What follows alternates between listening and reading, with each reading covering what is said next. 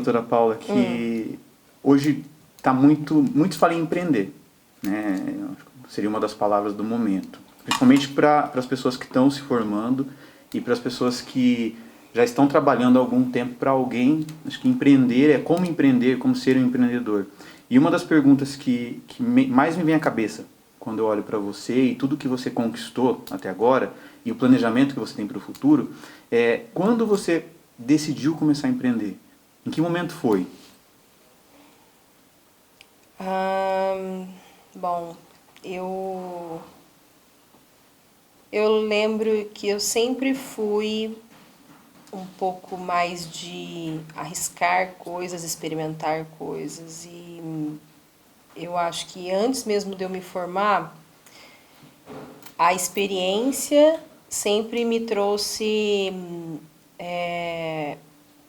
Aliás, a experiência sempre foi algo que eu queria que acontecesse, né? Então, a questão do empreendedorismo, a questão de avançar, de delegar, sempre foi algo que antes mesmo da faculdade eu acredito que eu tinha um pouco.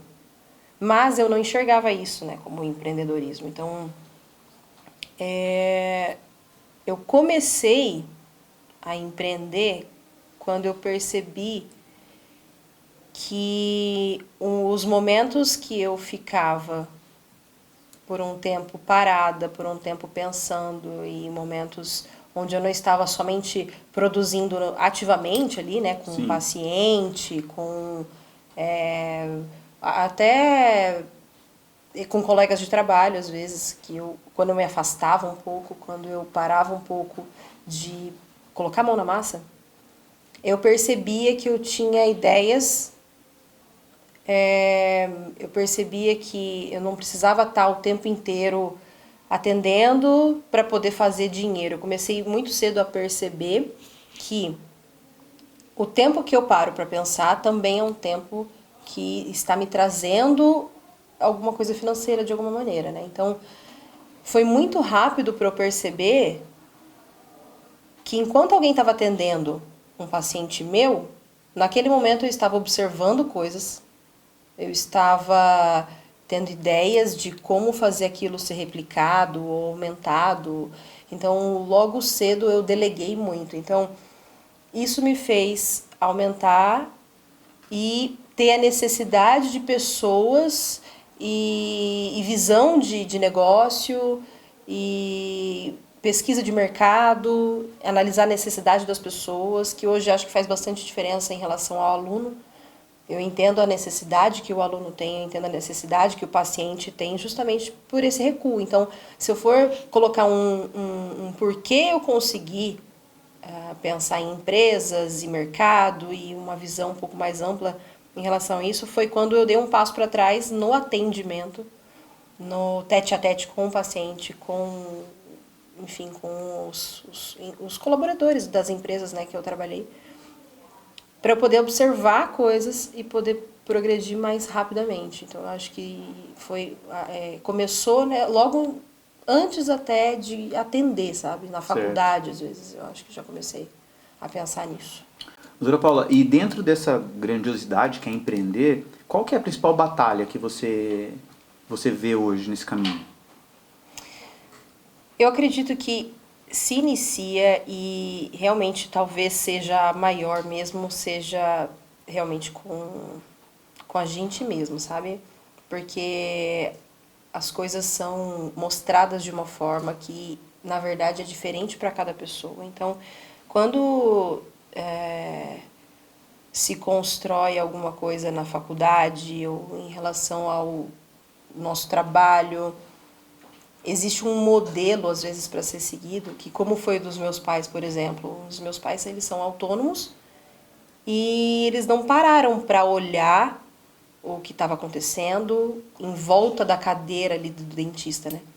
Então, acho que o início da batalha é você realmente acreditar que isso precisa ser algo importante na sua vida, que é você parar e observar, e não somente fazer o que as pessoas estão falando. Sim. você olhar para você olhar para o seu trabalho, para as suas vontades, para o mercado, para o que você quer da sua vida.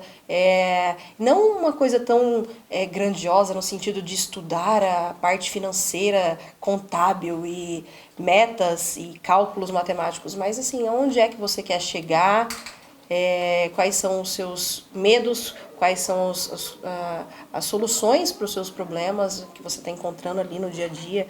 Então, acho que a principal batalha é você quebrar um pouco aquilo que foi formado na sua cabeça, abrir um pouco a cabeça e observar o que está acontecendo ao redor. Então, isso foi uma coisa que aconteceu comigo. Eu observei que, mesmo que eu gostasse de uma área da fisioterapia, tinha uma outra que estava me demandando ali um pouco mais de trabalho, tinha um pouco mais de gente interessada, e aí eu acabei, mas eu realmente preciso trabalhar com o que eu gosto? E não só isso, eu realmente gosto disso que eu estou trabalhando, que eu acho que eu gosto, porque eu achava que eu gostava de uma coisa, e na verdade, quantas vezes a gente muda o que a gente gosta, né? Sim. Então, você fica preso ali, não, mas eu queria trabalhar com isso. Às vezes você fica batendo naquela tecla, eu quero trabalhar com isso, é isso, é isso, é isso, é isso. E na verdade você só não gosta de outra coisa porque você não parou para olhar para essa outra coisa. Então, acho que abrir um pouco a mente, observar um pouco mais, aquela coisa que meu pai falava para mim, que eu achava uma chatice de, fala menos, ouve mais, e realmente é. Para mim, isso ajudou muito na questão empreendedora e na questão de batalhas mesmo, do que vai aparecendo, porque vai ser um monte, né? E vai para sempre ter. Sempre vai ter um obstáculo na nossa vida. Não adianta vai esperar que fique tudo bem para depois você tomar uma atitude, para você depois tomar uma ação, para você depois decidir alguma coisa que talvez naquele momento vai ser uma decisão perfeita, que amanhã não é mais, né? Amanhã já mudou tudo e aí você vai ficar preso naquilo. Quanto tempo a gente perde preso nessa cabeça assim, não vou mudar, é isso que eu acho, foi isso que eu aprendi, é isso que eu quero, esse é o meu desejo e vamos batalhar. E um curso muito importante que eu fiz a respeito de metas, a respeito de planejamentos, me colocou numa posição de atingir aquele objetivo. Eu aprendi a traçar uma meta e o que é que eu tenho que fazer para chegar naquela meta. E, na verdade, a meta muda o tempo inteiro. O plano muda o tempo inteiro, o objetivo muda o tempo inteiro, a sua vontade muda o tempo inteiro, o seu lead, o seu aluno, o seu trabalho, tudo muda o tempo inteiro, né?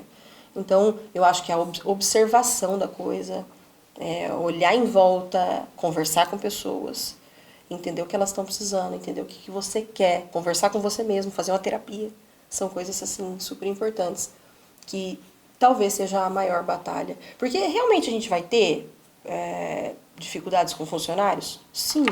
Com burocracia da parte administrativa e documentação, dificuldades de conselho, dinheiro, julgamentos, pessoas que estão com você, pessoas que não estão. Quem que não tem isso, sabe? Uma hora isso vai aparecer em algum momento da vida. Ou várias vezes. Ou para sempre. O tempo todo. Ou o tempo todo. Então, não é uma coisa que talvez seja uma batalha a ser vencida. Talvez seja uma batalha que você vai ter o resto da vida e como é que você vai articular essa batalha para que isso não pese para você tanto a ponto de te cegar, a ponto de te deixar sem saber para onde ir. Enfim, eu acho que a batalha maior é com a gente mesmo, não com o restante de uma empresa, por exemplo. E alinhada a essa pergunta, quando a gente empreende e enfrenta essas batalhas que, como você disse, são internas, como motivar pessoas nesse cenário? Eu acho que uma motivação é você saber que você não está sozinho, que existem pessoas que podem realmente te ajudar. Nossa, eu tô com vontade de chorar. Porque são vários momentos que as pessoas se sentem só. E a gente tem uma motivação, sei lá, às vezes uma inspiração é diferente, sabe? Você se inspirar numa pessoa, acontece, a gente vê que acontece. Agora, às vezes é uma batalha tão grande você acreditar que realmente tem pessoas boas e que querem o seu bem. Que querem te dar a mão sem ter uma segunda intenção, porque o dinheiro ele vem, né? A questão financeira todo mundo precisa. Agora você não precisa vender o que você não é. Você pode vender o que você é. Olha, eu tô aqui para te ajudar, eu realmente quero te ajudar. Isso tem um custo, isso tem um valor, isso tem. Tudo bem também. Não precisa ser algo que, eu vou trabalhar de graça pro resto da vida. Não é isso, sabe? Mas é você reconhecer pessoas que queiram realmente que você se dê bem na vida. Que você, por exemplo, um professor que realmente queira que você entenda e não simplesmente passar o conteúdo que ele foi pago para ser passado ali naquela aula, entendeu? Então eu acho que a motivação maior está em acreditar e encontrar pessoas que queiram o seu bem, que queiram que você ande para frente, que queiram que você aprenda, que você empreenda, que você vença uma dificuldade, um medo, uma insegurança, que é uma coisa que a gente bate tanto na tecla aqui, né? Então, para mim, a motivação é maior, ela tá nisso. Então, buscar pessoas que você acredita mesmo que estão do seu lado e que querem o seu bem. Porque a gente está falando de empreendedorismo, Uhum. né? Então, hoje, por exemplo, uma coisa que você falou para mim que faz muito sentido é investimento, né? E onde eu queria chegar também, na sua criatividade, porque você é uma pessoa que cria o tempo todo. Tá, entendi. Então, o que você faz, por exemplo, aqui? O que eu vejo? Porque hoje, doutora Paula, as pessoas que trabalham com você, você é um poço de criatividade. Então, a cada dia você tem uma nova ideia. Existem algumas coisas no dia a dia que são muito importantes para mim, para que a empresa ela rode bem no mercado hoje, que ela consiga não ser engolida por uma pandemia, que ela consiga se manter de forma saudável e também está sempre se reinventando, né? Porque realmente numa fase difícil como foi a pandemia, a gente teve que se reinventar. E aí eu acabei percebendo que independente de pandemia, ou você se reinventa ou você vai ser engolido em algum momento, né? E eu acredito que se você não tem um bom alinhamento de equipe, se você não tem um trabalho que seja mais leve, se você não tem algum que, por exemplo, a gente passa tanto tempo no trabalho, sabe? As pessoas que estão trabalhando nessa empresa, elas passam tanto tempo no trabalho, elas vivem aquilo, elas respiram aquilo. Então, como respirar, como viver num ambiente onde é tenso, onde a cobrança, né? Tanto se fala sobre cobrança e meta e tá ali em cima de funcionários e tal, e fazendo treinamentos, aquela coisa. Como que essa questão dessa responsabilidade, para mim, por exemplo, a responsabilidade que eu tenho sobre a vida dessas pessoas, e pensando numa questão mais sentimental da coisa, sabe? Como é que eu posso deitar no meu travesseiro e pensar, meu Deus, foi uma porcaria de trabalho, por um dia tenso para tanta gente, sendo que eu posso fazer isso de uma forma mais tranquila. A gente consegue conviver com pessoas onde o trabalho pode ser mais leve e que eles também consigam cumprir metas e que a gente consiga pessoas boas ali, legais para trabalhar e, enfim, isso tudo, essa leveza de trabalho, mesmo alinhado a uma responsabilidade, a uma cobrança que seja, a uma meta que seja, eu acho isso fundamental.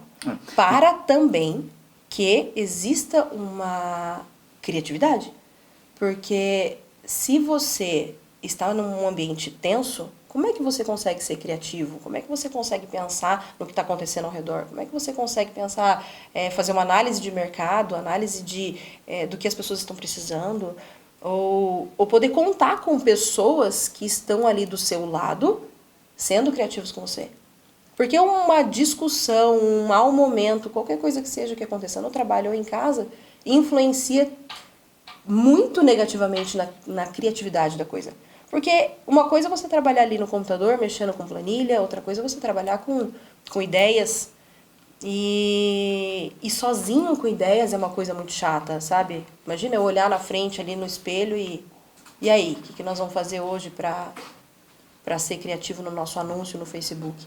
Gerar engajamento é difícil, né? É difícil gerar No engajamento. dia a dia. Pegar a pessoa para ela te responder, para ela te realmente criar uma conversa ali no Instagram, nas redes sociais, né? Porque às vezes é uma coisa tão automática, tão robótica que as pessoas falam, eu não vou responder essa pergunta que a pessoa está fazendo. É uma pergunta que não precisa ser respondida. Agora você gerar um engajamento, onde você faça uma pergunta que a pessoa sinta a necessidade de responder, é outra coisa. É outra coisa. Não é fácil. Dia desses eu vi uma mensagem de uma futura aluna sua, ela vem para um curso agora, e ela iniciou a conversa conversando com você no seguinte termo. Ela falou assim, doutora, eu vou fazer seu curso e eu estou muito desanimada, né? Eu não tenho conseguido crescer na minha região, a minha dificuldade é grande em expandir o meu atendimento e conseguir novos parceiros, e ela falava muito da concorrência desleal, né? Hoje você, com vários produtos, cursos online, curso presencial, mantendo uma clínica com alto rendimento, o que você falaria para essa pessoa que está preocupada com a concorrência? Que não cresce por conta da concorrência? Eu não sei o que vai ser quando a concorrência ela for verdadeira no sentido de querer o seu bem, de estudar, de tentar trazer o melhor para o paciente ou para o aluno. Quando todo mundo tiver bom nisso, de verdade, de coração e querendo realmente com que a pessoa entenda, aprenda, ou que melhore aquela ruga, ou que não seja empurrar procedimento para paciente, ou que não seja só pensando em dinheiro. Quando isso estiver acontecendo, aí realmente a gente vai ter uma concorrência. Porque, para mim, a orientação que eu dou é que se você é uma pessoa que está nessa de empurrar procedimento, pensando só em dinheiro, pensando só em você, que se dane a sua empresa, os seus funcionários, as pessoas que trabalham com você, ou aí realmente você tem concorrente, porque tá cheio de gente assim.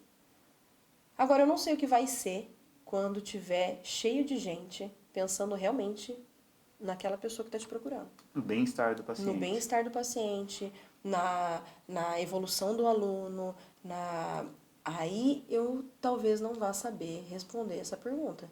Agora, hoje é só você fazer as coisas de verdade, de coração, querer que realmente essa pessoa melhore, porque isso a gente não tá tendo.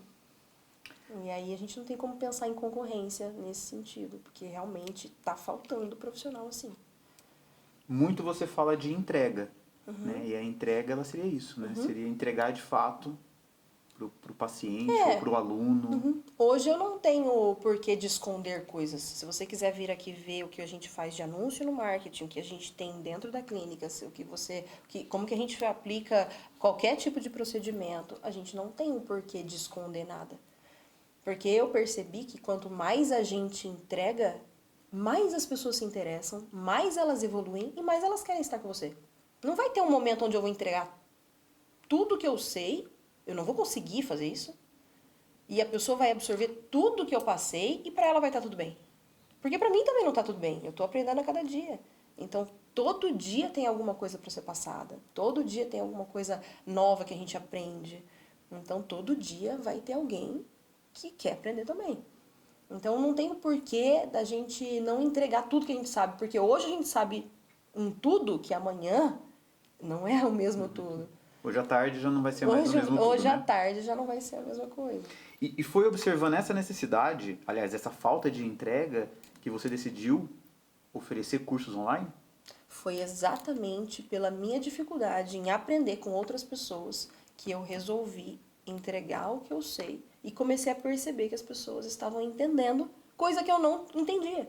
Então eu não entendi com outros professores, com outros cursos e comecei a oferecer aquilo que faltou tanto para mim. E isso foi de um movimento tão grande, assim, entre alunos e pacientes, foi uma coisa assim tão que as pessoas achavam, meu Deus, mas ela fala tudo, nossa, mas ela mostra o que vai acontecer com o paciente, se o paciente está sentindo dor na live, se não está sentindo, se está saindo sangue, se não está, enfim, a gente fala, essa transparência impressionou tanta gente que foi muito favorável.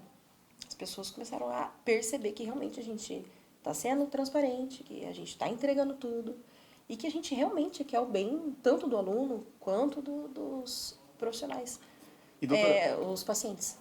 e o formato online, ele te aproximou dos alunos? O formato online me aproximou sim dos alunos, porque várias pessoas que não conseguem vir aqui ou então fazer de forma presencial, que estão começando e não querem ir direto ali com a mão na massa, foi algo que deu uma possibilidade maior para que eles me conhecessem, para que eles estudassem, para que eles tivessem um apoio, porque o curso online não é simplesmente você vai, assiste, tá tudo bem. Não, a gente tem todo um suporte, tem todo um acesso direto ao aluno, né? Então, isso aproximou pessoas que não viriam imediatamente, né? Então, acaba sendo uma escada, né? Porque a pessoa vem, faz o curso online, assiste uma live gratuita, depois vem, compra o curso online. Depois vem para o nosso masterclass, que é o curso presencial. E aí depois faz mentoria, então fica uma coisa assim, uma coisa gostosa, porque a gente vai se conhecendo cada vez mais, a gente vai aprendendo cada vez mais. E essa questão de aprender, eu aprender com eles, eles aprender comigo, eles aprenderem comigo, fez muita diferença no relacionamento de aluno-paciente, aluno-professor, porque eu nunca tive isso.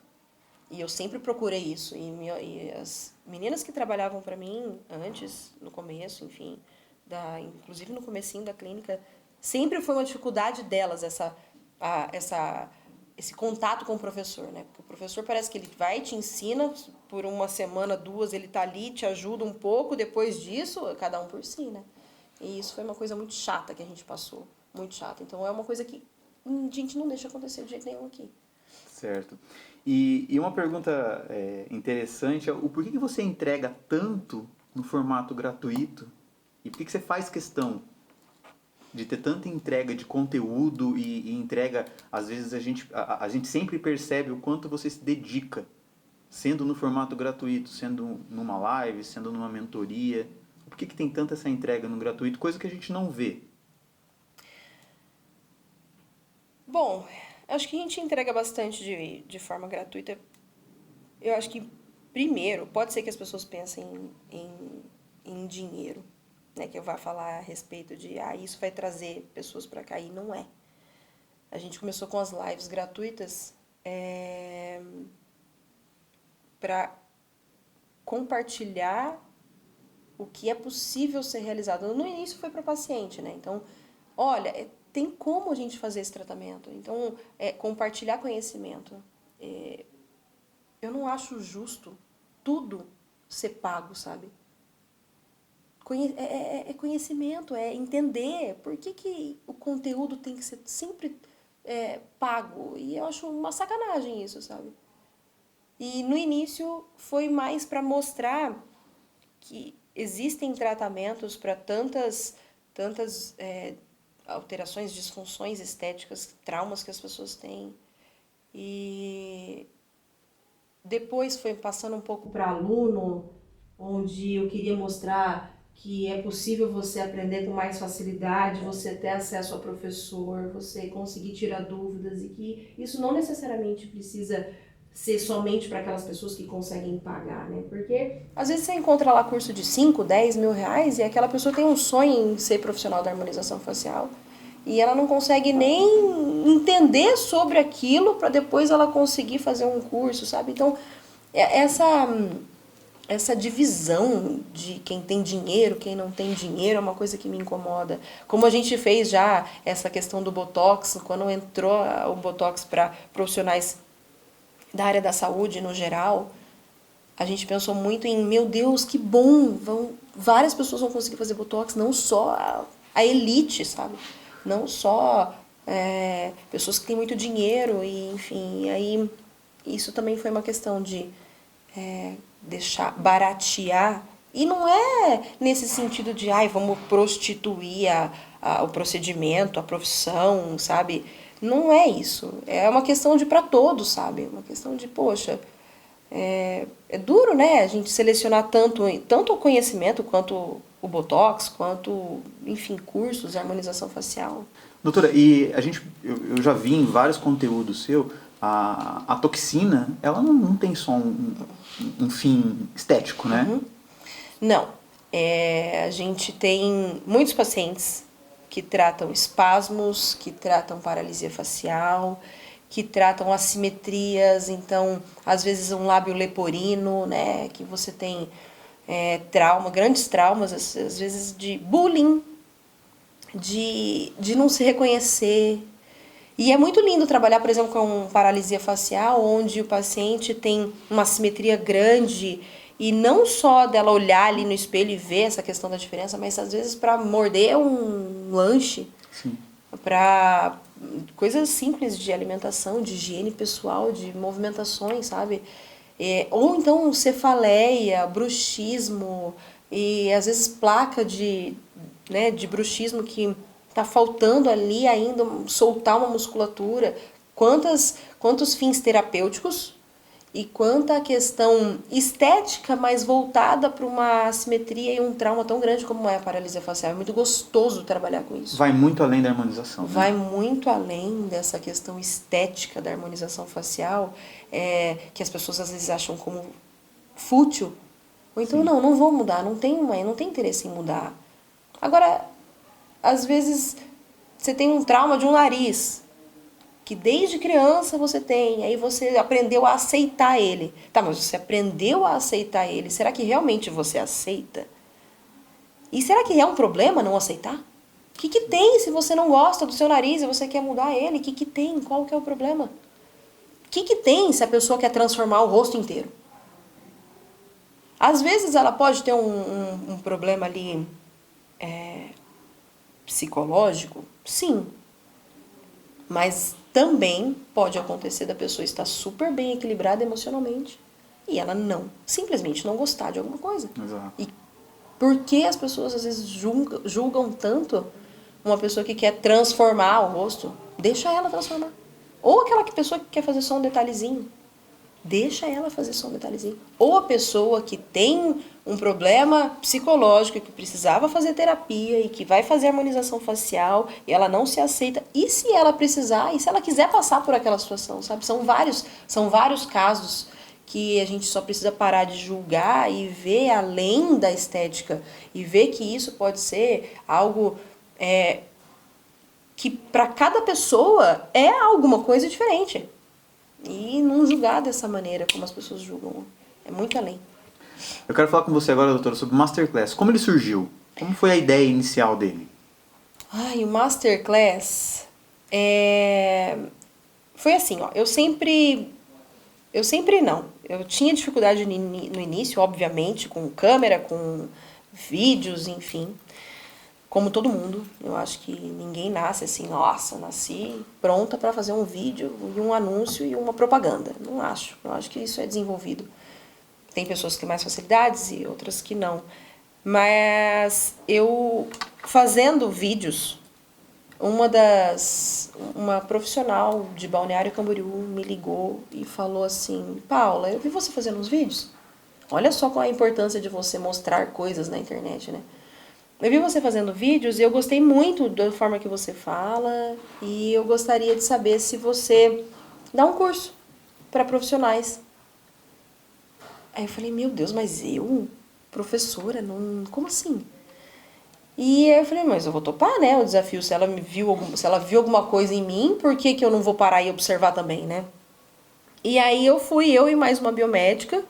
Como eu não estava ali apta para ser professora, slides, estudo suficiente, eu chamei essa biomédica e ela foi comigo para dar aula, como ela já tinha feito alguns cursos e tudo mais. E eu percebi que na aula dela, olha só, mais uma vez a questão de você observar as coisas, dar um passinho para trás, não querer só agir. ver em volta da coisa, né? Eu observei que eu colocava algumas coisas importantes da aula que ela não colocava e que os alunos, eles entendiam muito bem o que eu estava falando e eu estava falando com propriedade sobre aquilo. E ali eu pensei, poxa, eu fiz uma diferença muito grande na aula dessa minha colega, né? E se eu fizesse a aula? E se eu desse essa aula? Será que eu banco? E aí, mais uma vez, a aula foi ótima, foi maravilhosa, os alunos amaram, a gente tem depoimentos até hoje desses profissionais, assim, que eu mantive contato. A Flávia, a doutora Flávia, por exemplo, chegou até a atender pacientes aqui na clínica, foi muito legal, desde o primeiro, né, Masterclass, o primeiro curso. E depois disso, eu comecei a montar slides, a falar um pouco mais, diminuir um pouco mais a fala de outros profissionais. Eu comecei a perceber que aquilo que eu estava falando fazia uma grande diferença na aula. E os alunos gostavam demais, e eles se interessavam demais. E eu comecei a pegar gosto. Olha, peraí, eu estou falando uma coisa que eu gosto, o aluno está entendendo o que eu estou falando, está tendo uma conversa entre professor e aluno que eu normalmente não via nas aulas. Então, foi uma coisa que me brilhou, sabe? Essa vontade de me comunicar com pessoas que estão precisando de algo e eu consigo ajudar de alguma forma. Então, o Masterclass surgiu quando eu percebi que o que eu queria entregar, aliás, o contrário, quando eu percebi que o que o aluno estava procurando, eu queria entregar, não necessariamente que eu sabia entregar, mas eu queria ajudar ele. Então foi aonde eu falei, não, pera, ele está precisando, eu estou querendo, vamos juntar isso aqui. E aí, no juntar, foi onde eu comecei a estudar bem mais, e vir de madrugada para a clínica, e artigos, e cursos, e raciocinar. E acho que essa é a grande importância do Masterclass e o que faz ele caminhar como ele está caminhando. Quantas pessoas já passaram por aqui, quanto que a gente já não melhorou e não para de melhorar, que é a questão do raciocínio. Que eu falo nas minhas lives, que eu falo nas minhas aulas, que eu falo no curso online, que eu falo para todo mundo. Você raciocinar e você criar uma independência na questão de pensamento, de raciocínio, é de uma liberdade de poder trabalhar com várias coisas, de poder decidir pelo seu paciente, que eu não tinha até ter essa conexão com o aluno. Porque eu busquei isso, eu busquei assim, entender coisas que as pessoas não sabiam explicar e por que isso? E sempre questionando muito, por quê? E o professor não passava, eu tive que fazer isso sozinha. E eu acho que talvez seja por isso que hoje eu consiga passar tanta coisa nas minhas aulas, que as pessoas ficam, nossa, mas por que ninguém nunca tinha me falado isso? Foi justamente porque eu tive essa dificuldade, porque ninguém tinha me falado isso, e aí eu busquei. Então, hoje o Masterclass, graças a Deus, é o sucesso que porque hoje a equipe toda pensa assim, né? Mas por quê? Mas o que é que você quer? O que é que você consegue com isso? Por que isso? Então, esses questionamentos, esse raciocínio trouxe uma evolução muito grande que faz o Masterclass, esse curso presencial, ser tão procurado e depois tão divulgado pelos próprios alunos que vieram, sabe? Exato. E nas viagens que você faz para cada capital que você vai, e quando você leva os seus encontrinhos, a gente encontra muito master, muito aluno que veio no Masterclass e continua seguindo, acompanhando você nessas viagens. E essa conexão que você gera com o aluno aqui, como que você define essa relação que você tem com o master quando ele finaliza o curso e essa conexão continua, esse contato continua? Aí quando eu vejo masters, né, que são nossos alunos que passaram pelo Masterclass, nosso curso presencial, quando eu vejo eles nos encontrinhos de São Paulo, Rio de Janeiro, aí pelo Brasil todo, é um sentimento para mim que eles entenderam o negócio, eles entenderam que a coisa não para, eles entenderam que a gente tem uma conexão, que a gente pode contar um com o outro. Eles entenderam que a gente vai o tempo inteiro ter conhecimento para agregar. Então, Não é porque você fez o melhor curso que a gente tem que depois você não tem que continuar estudando. Obviamente você vai continuar estudando se você quiser evoluir. E eu acho muito legal porque se eles estão vindo de novo, é porque realmente gostaram. Eles voltam como ouvintes, Eles né? voltam como ouvintes nos encontrinhos. Então eles... Não, peraí, deixa eu ver o que ela tem de novo pra contar pra mim. E poxa, a pessoa que tá repetindo, no mínimo, ela gostou? No mínimo fez bem pra ela, fez diferença na vida dela. E isso pra mim não tem preço. Imagina a pessoa vir de novo pra ouvir. Poxa, mas eu falei sobre preenchimento labial no Masterclass e ela vem fazer uma aula de preenchimento labial. Então ela entendeu que a coisa vai evoluir sempre. Ela entendeu que a gente tem uma conexão, que a gente tem um relacionamento ali. Então o relacionamento com os Masters é sensacional. Eles podem contar com a gente, comigo, com a equipe, com todo mundo. E é uma coisa leve, uma coisa gostosa, uma coisa divertida, uma coisa de um ajuda o outro. É muito bom mesmo encontrar os Masters nos encontrinhos. Demais. Doutora, é possível a doutora Paula falar qual seria o principal medo dela hoje? O meu maior medo hoje, a verdade mesmo, eu tenho medo de ter Alzheimer. Eu tenho medo de ter um AVC. Ela tem medo de ter medo. E agora, tenho medo do quê? De ter medo. Tenho medo, tenho medo. É? Doutora, o Masterclass ele é um curso que exige muito de você. São várias edições e nelas você já teve grávida, você já teve amamentando, você passou por cirurgia de uma das suas filhas. E no Masterclass é onde várias alunas, vários alunos, eles vêm com alguns bloqueios, algumas inseguranças. E você também, tendo que administrar sua família, suas filhas, empresa, funcionários. Como que você busca como você consegue força e transmitir tanta segurança para essas pessoas? Eu acho que no Masterclass é alguma coisa que a gente, sim, a pessoa ela tá lidando com traumas na vida, todo mundo tem dificuldade. Eu lembro da minha dificuldade de uma cirurgia e depois ter uma cefaleia pós-hack, sonda que eu tive que dar aula de sonda. O que me pegava muito eram minhas filhas, às vezes quando estavam doentes, mas assim, aquelas pessoas, todo mundo tem dificuldade, todo mundo vai passar por problemas na vida o tempo inteiro. E aí, como é que a gente faz pra esperar que tudo dê certo, sabe? Aquelas pessoas, aqueles alunos, eles estão contando com às vezes um desbloqueio de trauma, de medo, deixou família, pagou o que às vezes não tinha. São tantas dificuldades e nunca vai parar, sabe? Nunca vai parar nem as delas e nem as minhas. E eu acho que a força maior, assim, de passar por dificuldades que todo mundo tem, que eu tenho. E dar aula da melhor forma que eu posso.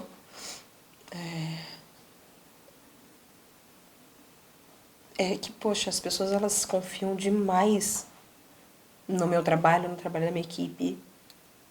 E a gente está lidando com um futuro profissional que influencia em tantas outras coisas na vida dessas pessoas, sabe?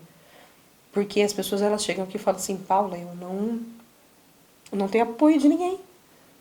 Ou então, eu tenho muito medo, eu já fiz milhares de cursos e eu não sei o que fazer.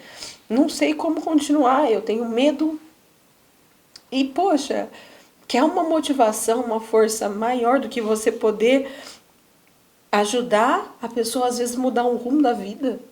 A olhar para ela e falar assim, hoje eu consigo fazer, hoje eu tenho segurança, hoje eu não preciso mais ficar negando, às vezes, paciente, porque eu tenho medo de ter uma intercorrência. Ou teve uma master que veio E ela falou assim, eu não acreditava em mim. As pessoas não acreditavam em mim. Meu marido não acreditava em mim. E nas suas aulas, nas suas lives, eu vi que eu podia acreditar em mim. E hoje eu tô saindo do Masterclass querendo mudar completamente a minha vida, buscando a minha felicidade profissional, porque a minha realização profissional, ela tá diretamente ligada à minha felicidade pessoal, com os meus filhos, com a minha vida. Então, poxa, como não encontrar força para ajudar essas pessoas a mudar rumo de vida, a mudar...